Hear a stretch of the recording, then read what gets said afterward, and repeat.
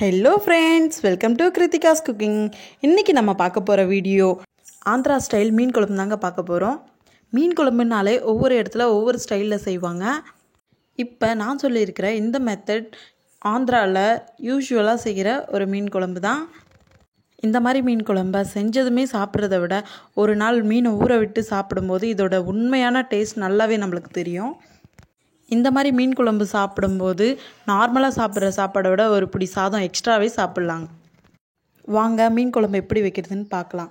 அதுக்கு முன்னாடி ஒரு சின்ன ரிக்வெஸ்ட், நீங்கள் நம்ம சேனலில் ஃபஸ்ட் டைம் பார்க்குறீங்கன்னா வீடியோ கீழே உள்ள ரெட் கலர் சப்ஸ்கிரைப் பட்டனை ப்ரெஸ் பண்ணிக்கோங்க. கூடவே வர பெல் ஐக்கானையும் கிளிக் பண்ணிக்கோங்க. அப்போ தான் நான் போடுற வீடியோஸ் நோட்டிஃபிகேஷனாக உங்களுக்கு வரும். வாங்க வீடியோக்குள்ளே போகலாம். மீன் குழம்பு செய்ய முதல்ல ஸ்டவ் பற்ற வச்சு ஒரு கடாயை வச்சுக்கலாம். கடாய் நல்லா சூடான பிறகு முதல்ல மீன் குழம்புக்கு தேவையான மசாலாவை ரெடி பண்ணிக்கலாம். மசாலாவை செய்கிறதுக்கு 3 வரமிளகா, ஒரு பிடி அளவுக்கு பூண்டு, 2 ஸ்பூன் தனியா, 1 ஸ்பூன் அளவுக்கு வெந்தயம் எடுத்திருக்கேன். இதெல்லாம் சூடாக இருக்கிற கடாயில் சேர்த்துக்கலாம்.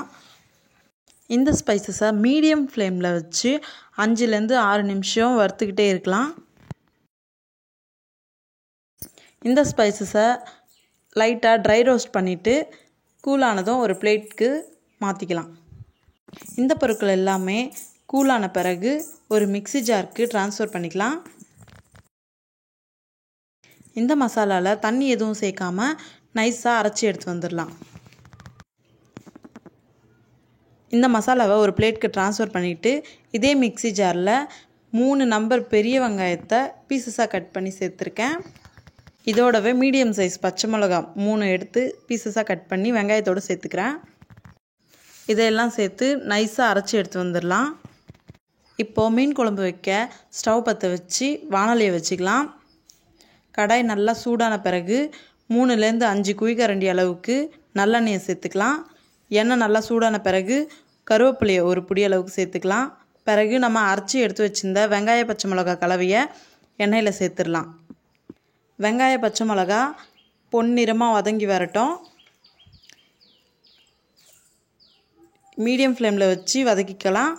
இப்போ மீன் குழம்புக்கு தேவையான அளவுக்கு உப்பு, 1 டீஸ்பூன் அளவுக்கு இஞ்சி பூண்டு பேஸ்ட் சேர்த்துக்கலாம். இதையெல்லாம் சேர்த்து நல்லா வதங்கட்டும். 5 நிமிஷம் வதக்கினா போதும், பொன்னிறமாக நல்லா வதங்கிடும். இப்போ மீடியம் சைஸில் இருக்கிற 3 தக்காளியை பெருசாக கட் பண்ணி இதோட சேர்த்துக்கிறேன். இந்த தக்காளி எண்ணெயிலேயே வதங்க விடலாம். தக்காளியோட சைஸ் கொஞ்சம் பெருசாக இருக்கிறதால வதங்க கொஞ்சம் லேட் ஆகும். 5 நிமிஷம் வதக்கிட்டே இருந்தால் போதும், எண்ணெயில் நல்லா கரைஞ்சி வந்துடும். இப்போ மீன் குழம்புக்கு தேவையான அளவுக்கு தனி மிளகாய்த்தூள் 2 டீஸ்பூன் அளவுக்கு சேர்த்துக்கிறேன். தனியாத்தூள் 2 டீஸ்பூன் அளவுக்கு சேர்த்துருக்கேன். இதையெல்லாம் சேர்த்து எண்ணெயில் இடைவிடாமல் நல்லா கலந்து விட்டுக்கிட்டே இருக்கலாம். மிளகாய்த்தூள், தனியாத்தூள் பச்சை வாசம் போகிற வரையும் எண்ணெயிலேயே நல்லா வதங்க விடலாம். நான் சொன்ன அளவுங்க எல்லாமே 500 கிராம் அளவுக்கு மீன் சேர்க்குற குழம்புக்கு கரெக்டானதாக இருக்கும். இப்போ நம்ம சேர்த்த மசாலா மொத்தமும் எண்ணெயில் நல்லா வதங்கி வந்துருச்சு. இந்த ஸ்டேஜில் 100 கிராம் அளவுக்கு புளியை 200 ml வாட்டர் சேர்த்து திக்கான புளியை கரைச்சி எடுத்து வந்திருக்கேன். அதை இந்த மசாலாவோட சேர்த்துக்கலாம். புளியோட இந்த மசாலா நல்லா கலந்து போகிற மாதிரி கலந்து விட்டு குழம்புக்கு தேவையான அளவுக்கு தண்ணியை ஊற்றிக்கலாம். நான் 2 டம்ளர் அளவுக்கு தண்ணி சேர்த்துருக்கேன். இதுவே போதுமான அளவுக்கு இருக்குது. இப்போ நான் எடுத்துருக்கிற 500 கிராம் மீனுக்கு 2 டம்ளர் தண்ணியே போதுமான அளவுக்கு இருக்குது. 20 நிமிஷம் ஸ்டவ்வை மீடியம் ஃப்ளேமில் வச்சு குழம்பு கொதிக்க விட்டால் போதும். குழம்பு நல்லா சுண்டி வந்துடும். இந்த ஸ்டேஜில் நம்ம க்ளீன் பண்ணி எடுத்து வச்சுருக்கிற கண்ட மீன் சேர்த்துக்கலாம். மீனை எப்போவுமே நாங்கள் கழுவிட்ட பிறகு கல்லுப்பு, மஞ்சள் தூள் போட்டு நல்லா வாஷ் பண்ணி எடுத்து வச்சுருவோம். அப்போ தான் மீனோட நீச்சி வாசம் குழம்புல தெரியாமல் இருக்குன்றதுக்காக. நான் எடுத்துருக்கிற மீன் 500 கிராம் அளவுக்கு இருக்குது. இப்போ மீனை கொதிக்கிற குழம்புல ஒன்றொன்னா சேர்த்துக்கலாம். தண்ணியை மொத்தமும் புழிஞ்சு விட்டு சேர்க்கணும், இல்லைன்னா குழம்பு தண்ணி ஆகிடும்.